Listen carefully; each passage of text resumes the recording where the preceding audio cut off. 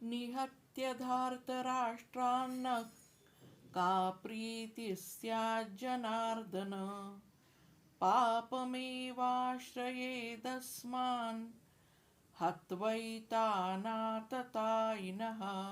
अर्जुन कृष्णाला सांगतो, हे कृष्णा, हे कौरव जरी चुकीचे असले तरी ते आपले नातेवाईकच आहेत.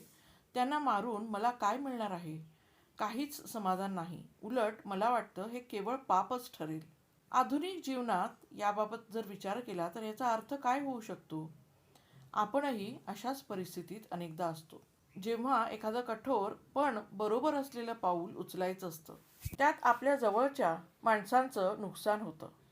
तेव्हा आपल्यालाही अर्जुनासारखं जिंकलो तरी हरल्यासारखंच वाटणार आहे. एखाद्या चुकीच्या गोष्टीविरुद्ध उभं राहणं आवश्यक असतं, पण ती गोष्ट आपल्या कुटुंबात किंवा जवळच्या व्यक्तीकडून झाली असेल तर मनात द्वंद्व निर्माण होतं.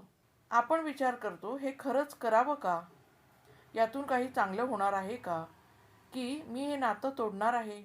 आत्मिक मानसिकतेतून विचार केल्यास जाणवतं की अर्जुनाला कर्तव्य माहीत आहे, पण अंतर्मनाचा आवाज वेगळं सांगतो. त्याला वाटतं, माणूस पण म्हणजे काय? रागवलेल्यावरही माया ठेवणं की फक्त न्यायासाठी कठोर होणं?